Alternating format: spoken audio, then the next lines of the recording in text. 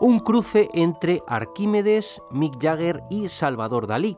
Así definía no hace mucho el diario británico The Guardian a nuestro protagonista de hoy, John Horton Conway, el matemático más carismático del mundo según el mismo periódico. Conway, nacido en Liverpool en 1937, ha trabajado en campos como la asimetría matemática, las matemáticas aplicadas y computacionales o la matemática recreativa. Estamos ante un personaje muy peculiar, que goza con la memorización de números y que sorprende calculando casi al instante fechas casi imposibles perdidas en el tiempo. Ese carácter de genio juguetón quedó patente en el célebre Juego de la Vida, diseñado por él en los 70 y que se hizo muy popular.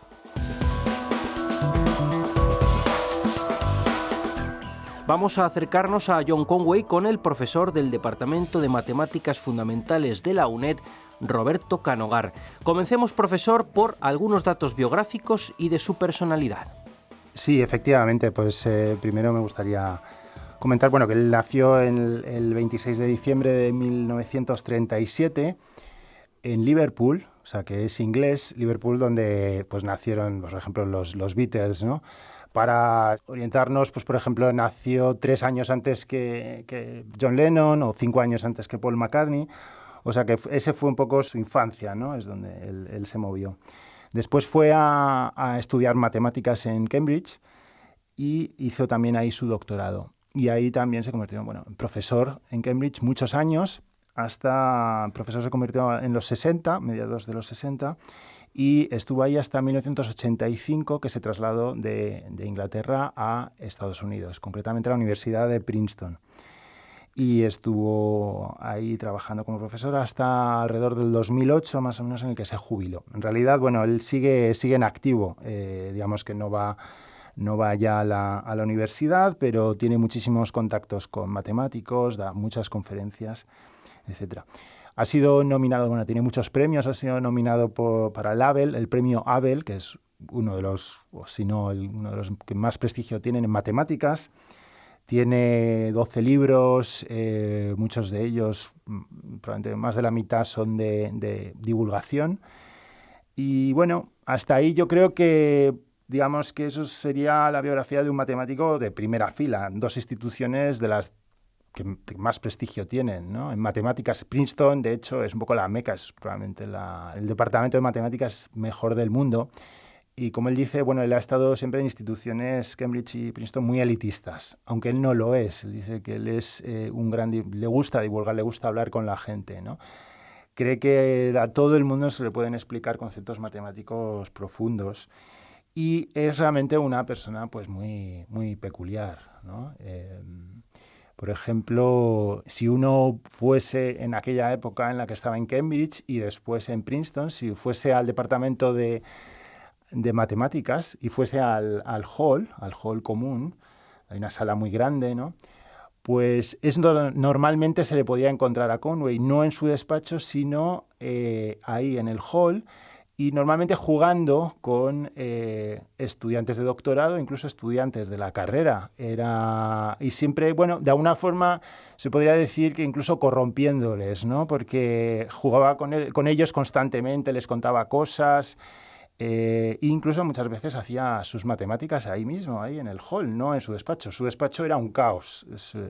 Es una persona muy desorganizada, llena de papeles. Su despacho era prácticamente en muchas ocasiones, según describe una biografía que he leído recientemente, no se podía ni entrar casi en su despacho. No habría cartas. Una persona muy caótica. Nos estás comentando algunas cuestiones sobre el carácter de Conway. No sé si quieres añadir alguna nota más. Sí, un poco incidiendo un poco en lo que comentaba, ¿no? De su carácter muy caótico, muy genio loco, ¿no? Yo creo que da el perfil perfectamente de lo que uno pensaría como un científico loco, sí, con siempre los pelos así como despeinado. Por otro lado, es una persona extremadamente habladora. Digamos, no para de hablar, no para de contar cosas. Es un erudito en muchas facetas, no solo, por supuesto, en matemáticas, pero en muchas facetas, Y sobre todo facetas un poco extrañas, un poco raras. Tiene conocimientos muy amplios y de muchas cosas muy peculiares, ¿no? Tiene una curiosidad también insaciable, absolutamente insaciable. Por supuesto, en las matemáticas es donde más se expresa, pero también, por ejemplo, le interesa mucho la etimología de las palabras. Y siempre en sus libros aparece mucho, en sus entrevistas, siempre cuando utiliza una palabra, siempre es consciente de dónde viene, cuál es su significado. Y tiene mucho cuidado en elegir los nombres a las cosas que él ha dado nombre. Y bueno, y ahora nos encontraremos a lo largo de lo que vamos a hablar, de nombres muy curiosos. Él siempre ha intentado muchas veces provocadores, ¿no? Es una persona muy intensa, es una persona con una mirada muy penetrante, es muy carismático. Probablemente había un artículo en The Guardian recientemente que decía que era el matemático más carismático, ¿no?, en vivo. Es un divulgador nato, da charlas constantemente a chavales. Hace cada año, pasa 2 semanas en un campamento para niños, ¿no?, que tienen especial interés en matemáticas. Pero, por otro lado, como decía, es incompetente para todo lo que es la vida cotidiana. Un absoluto desastre. Es incapaz de coger aviones solo. Básicamente le tienen que llevar al avión. Cuando llega a su destino para dar una charla, le tienen que recoger y le tienen que llevar al sitio. Se ha perdido multitud de ocasiones. En su vida doméstica pues no sabe hacer prácticamente nada.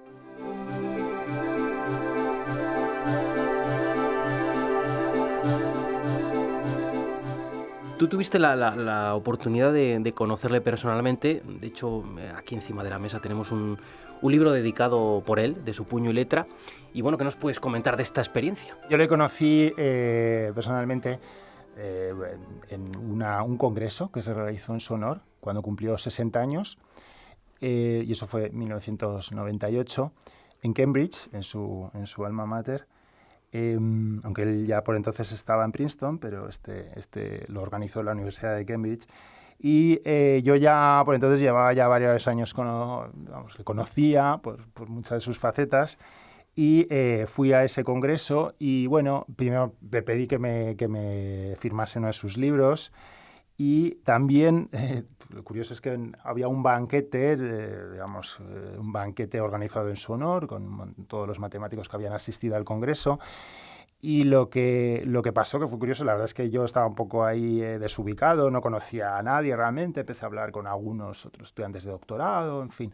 Pero vamos, yo estaba ahí prácticamente solo, ahí en el banquete, en un extremo de la mesa, y de repente, en medio de este banquete, pues de repente se acerca a mí, o sea, me mira y me dice: ¿en qué fecha naciste?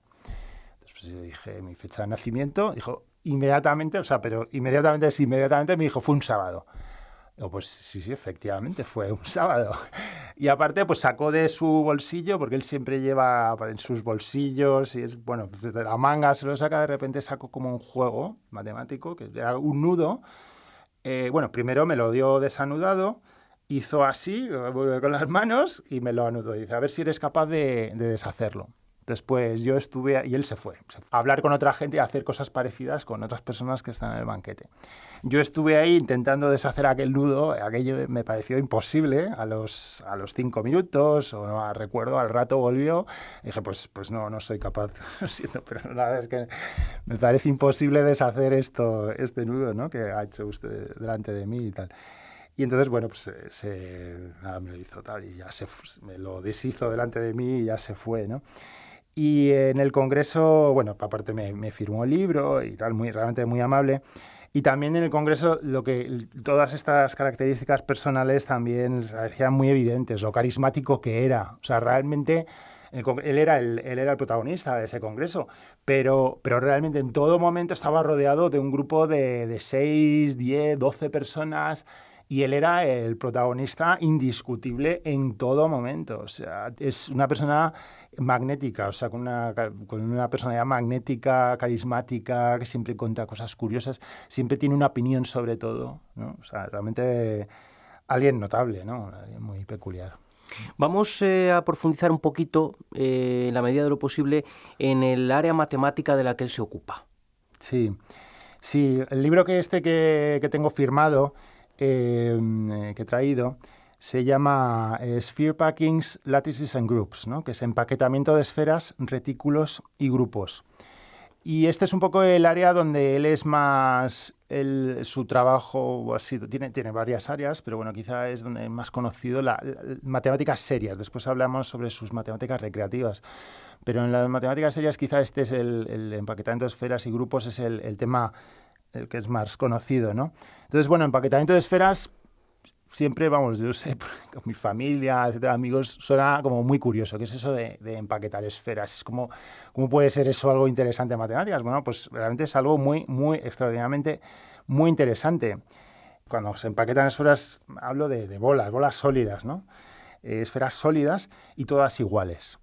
Entonces, lo que se trata del problema es de juntarlas de la forma más compacta posible, más densa posible, ¿no?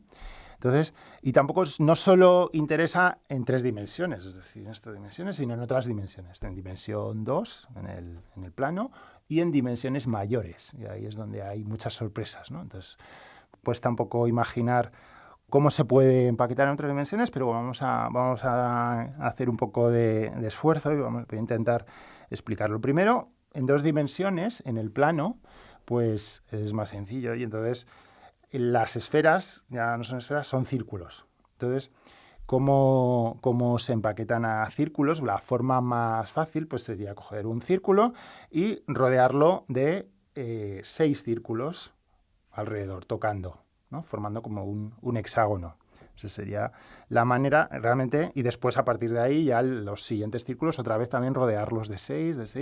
Esa es la forma más compacta, más apretada posible de empaquetar círculos. Otra forma de verlo, ese empaquetamiento, sería el siguiente, es que si empezamos con una fila de círculos, y ponemos círculos uno al lado de otro, una fila, ¿no?, muy larga, tenemos eso. Ahora cogemos otra copia igual de círculos y lo ponemos encima. Entonces los acercamos, las 2 filas de círculos, las acercamos.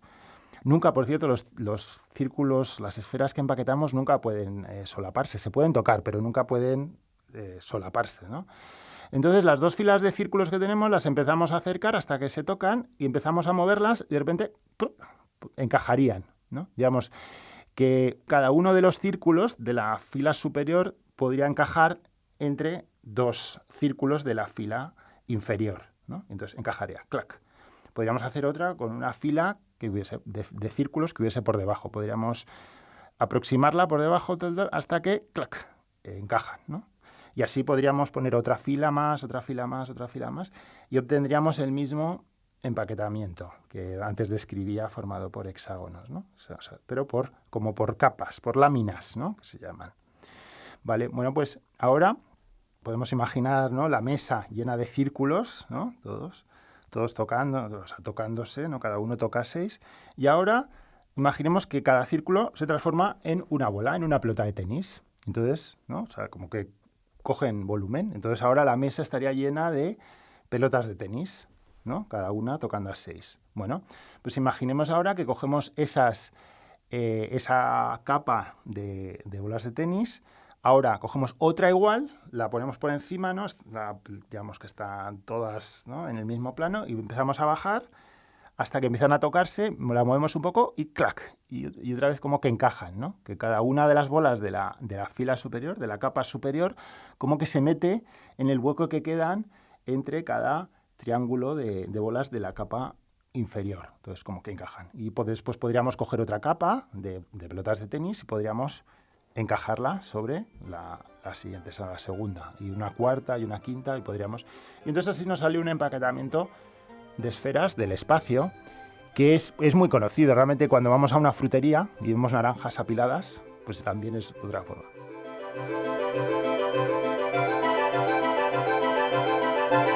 Pero esta forma de empaquetado por capas la podemos imaginar a más dimensiones, ¿no, profesor Canogar? Ahora imaginemos que tenemos este apilamiento de pelotas de tenis o de naranjas que vemos en el mercado, y ahora hacemos lo mismo que hemos hecho con los círculos, de pasar de círculos a esferas. Es decir, que las esferas las pasamos a una esfera de 4 dimensiones. Ya sé que ahora esto ya es difícil verlo, pero se puede hacer numéricamente, y es lo que se hace, ¿no? Dónde están los centros de estas esferas, etcétera. Entonces, pero esto se puede hacer. Entonces, digamos que tenemos una capa de bolas, ¿no? Que sería la capa de apilamiento de pelotas de tenis. Ahora esa capa está en 4 dimensiones y cada una de las pelotas de tenis han crecido de una bola de 3 dimensiones a una de 4 dimensiones. Y ahora podemos apilar, digamos, por capas estas copias una encima de otra. De tal forma las aproximamos, 2 de estas capas, hasta que encajan una al lado de otra. Clac, clac, clac. Ponemos capa sobre capa sobre capa. Otra vez, cada capa, digamos, vendría del apilamiento de pelotas de tenis en 3 dimensiones. Vendría de ahí, ¿no? Quedarían capas, capas. Ahora esto en 4 dimensiones. Difícil de imaginar, pero bueno. El procedimiento es exactamente el mismo que el que hemos hecho para pasar de 2 a 3. Entonces, se podría ya pasar de 4 a 5 dimensiones igual, y de 5 a 6. Bueno, se podría seguir. Entonces, esto, bueno, se puede continuar, 5, 6, 7, hasta que de repente en 24 dimensiones, ya sé que es un poco, suena wow, ¿no?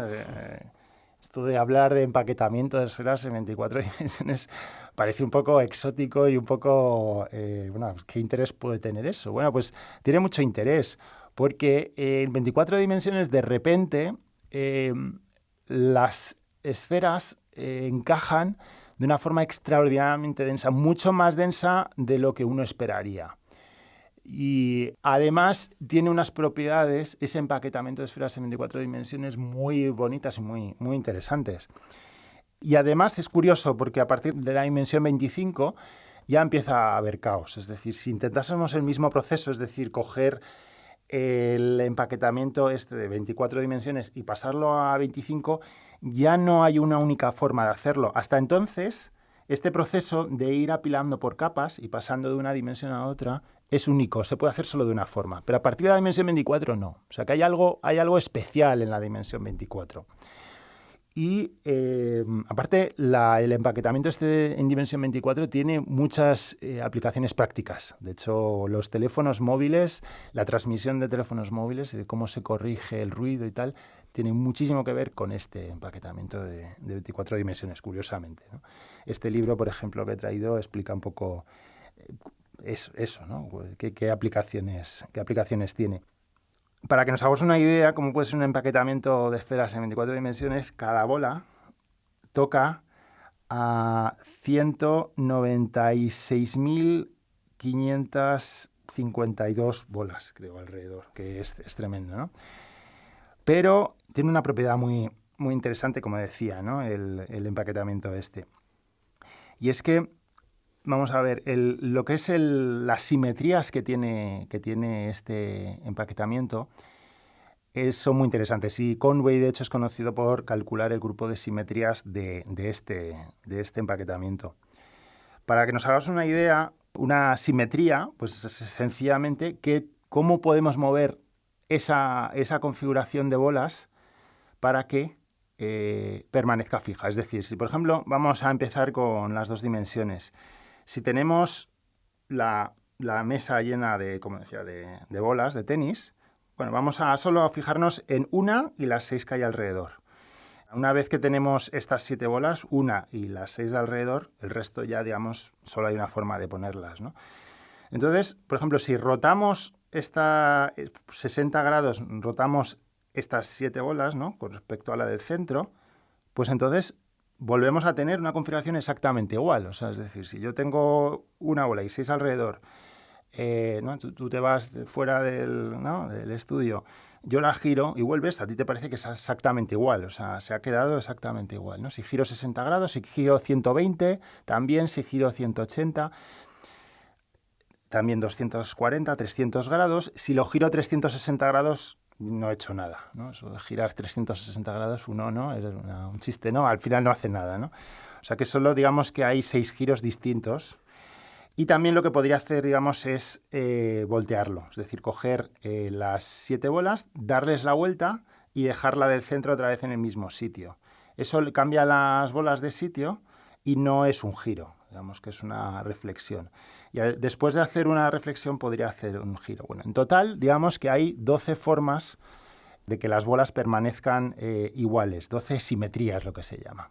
Entonces, a partir de aquí, los matemáticos, estas 12 simetrías forman una colección de simetrías o un grupo de simetrías, ¿no? Y es a donde quería llegar. Un grupo de simetrías son simetrías que, por ejemplo, si tú giras 60 grados y después giras 120 grados, eso es lo mismo que girar 180 grados, ¿no? O si haces una reflexión y después haces otra reflexión, eso es como si no hubieses hecho nada. Entonces, es decir, siempre que coges dos simetrías y las compones, pues te sale otra simetría, ¿no? O sea, digamos que tiene una propiedad. Entonces, los matemáticos, digamos, en el siglo XIX abstrayeron estas ideas de lo que es una colección de simetrías y poco a poco, digamos, fue encontrándose lo que es la definición de un grupo. Y es la abstracción precisamente de que ya no necesitamos bolas y las simetrías de un objeto, sino que se toman las acciones, es decir, la rotación, las acciones en sí mismas y cómo una simetría compuesta, una simetría aplicada con otra simetría da otra simetría, es decir, tienes ahí una operación, como eso forma un objeto matemático abstracto que es el grupo.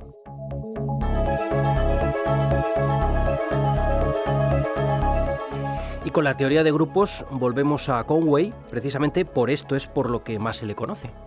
Concretamente, él calculó el grupo de simetrías de este empaquetamiento en 24 esferas y encontró pues lo que se llaman tres grupos simples. Los grupos simples son muy importantes en toda esta teoría de grupos y él calculó 3 y desde entonces, digamos, se convirtió en un matemático famoso. En 1969 es cuando lo publicó.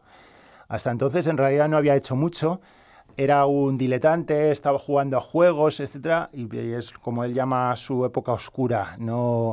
Él nunca había hecho nada importante, pero de repente, a partir de ese año 1969, como fue mundialmente reconocido, ¿no? Por haber encontrado este grupo.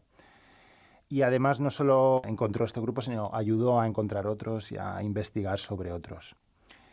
Y ya para acabar un poco sobre grupos, que también queremos hablar de otras cosas, también quizá debería hablar muy brevemente sobre el otro grupo que es de los más misteriosos, otro grupo simple que él también ayudó a descubrir, que se llama el grupo monstruo, The Monster Group.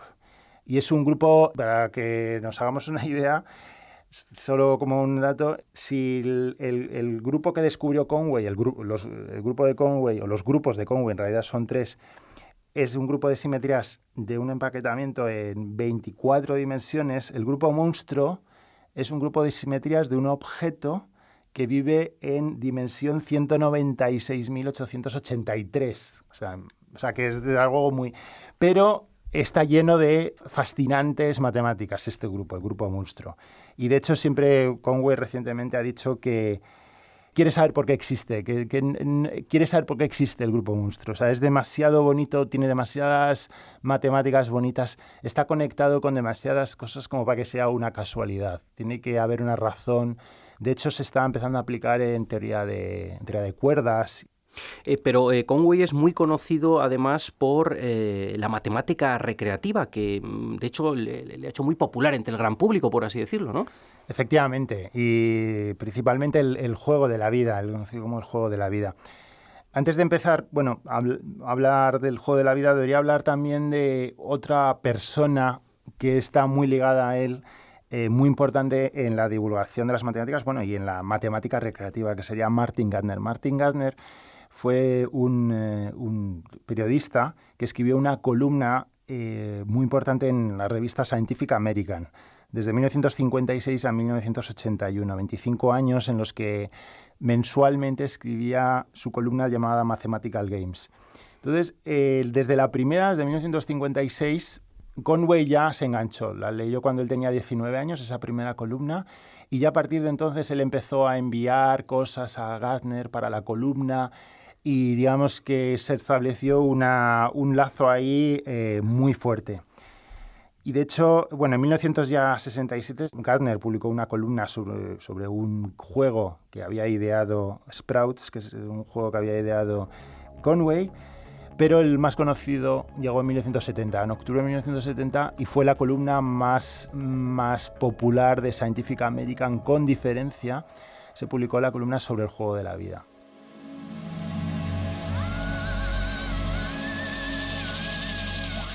Vamos a entrar brevemente, profesor Canogar, en ese juego de la vida que en realidad se llama autómata celular, ¿no? Se juega sobre un tablero, una cuadrícula, o sea, como un cuadrícula pero infinita, ¿no? O sea, como un tablero de ajedrez, pero en vez de 8×8, pues de mucho más, ¿no? Todo lleno de cuadrados. Entonces, cada casilla puede tener o vida, ¿no? En cada generación, ¿no? El juego va progresando por generaciones, generación 0, la generación 1, 2, 3, ¿no? Entonces, en cada generación, cada casilla o tiene vida o está vacía. Entonces, uno empieza en la generación 0, pone una distribución de unas casillas con vida y otras no. Para la generación siguiente hay unas reglas que dicen cómo, es decir, qué casillas con vida permanecen con vida, cuáles mueren, o sea, qué casillas con vida mueren porque están demasiado aisladas, es decir, tienen poca vida alrededor, y cuáles mueren por superpoblación, porque tienen demasiadas casillas con vida alrededor. Y por otro lado también hay otra regla que dice que hay algunas casillas que estaban vacías que en la generación siguiente, de repente, ¿no?, tienen ya vida, que tienen algo, ¿no?, se llenan con vida. Y entonces, con estas 3 reglas, muy sencillas, en Wikipedia uno puede encontrar, ¿no?, las reglas y simulaciones, pues empiezas con la generación 0, una configuración, y en la generación 1 progresa, en la 2 progresa, va cambiando. Y entonces la cuestión es que es sorprendente la variación, o sea, de hecho te deja perplejo toda esa pues vida realmente. Lo que parece es que hay como células ahí que se están reproduciendo realmente, ¿no? Y tuvo un interés de 1970 desde que se publicó. En los años 70, los primeros ordenadores, la gente que tenía acceso a los primeros ordenadores, que muchas veces eran como frikis de los ordenadores, empezaron ahí a todos a simular el juego de la vida, incluso en los 80 muchísimo también. Ya quizás desde entonces ha bajado un poco el interés, pero fue yo mismo, cuando estaba en la carrera, yo escribí un pequeño artículo, ¿no?, para una revista que tenía la facultad sobre el juego de la vida. O sea, ha encandilado a muchísima gente. Y este es probablemente el juego el más conocido de Conway. Aunque a Conway realmente no le gusta, porque Conway ha hecho otras matemáticas muy serias y él le da mucha rabia que él sea tan conocido justo por esto, que bueno, que para él no es tan interesante. Es curioso, está bien, pero que entonces le tiene un poco de manía al juego de la vida, ¿no? Lo dice en muchas entrevistas. Vamos a concluir, profesor, y yo creo que nada mejor que hacerlo con alguna anécdota más, ¿no?, relacionada con Conway. Sí, yo creo una anécdota que me parece curiosa es su algoritmo para calcular lo que hablé antes. O sea, si le das una fecha, inmediatamente él calcula el día de la semana que es. Entonces, él desarrolló durante mucho tiempo, perfeccionó lo que se llama el Doomsday Algorithm, el algoritmo del día del juicio final. O sea, el algoritmo para calcular el día de la semana de cualquier fecha. Y lo ha ido simplificando. Yo, de hecho, en cierto momento lo aprendí. No es muy difícil. Lo que pasa es que me llevaba un tiempo, medio minuto o algo así, en calcularlo, quizá un poco menos. Bueno, pues él con el tiempo fue cada vez siendo más rápido. Y una de las formas para las que ideó hacerse cada vez más rápido es que cada vez que él va a su ordenador, esto es durante décadas ha estado así, cada vez que él enciende su ordenador, en vez de meter una clave como casi todos, le salen 10 fechas aleatorias. Puede ser de siglos pasados o como del futuro o antes de Cristo y tal, le sale una fecha y él tiene que decir qué día de la semana es. 1 para lunes, 2 para martes, tal, ¿no? Y entonces cada vez lo hacía más rápido. Básicamente él lo hacía más o menos en 15 segundos. Ya llegó un momento, es decir, rellenaba 10 fechas aleatorias en 15 segundos. O sea, que 1,5 segundos por cada una. O sea, que una velocidad pasmosa. Incluso él dice que una sola vez consiguió hacerlo en menos de 10 segundos, ¿no? Entonces, para él era como su antídoto contra la vejez, de tener agilidad mental, ¿no? Siempre dice eso. Pues con esta anécdota, desde luego tan sorprendente, hemos llegado al final de este interesante programa. Agradecer a Roberto Canogar su presencia en estos micrófonos. Gracias, Roberto. Encantado, Juan. Y hasta una próxima ocasión. Gracias.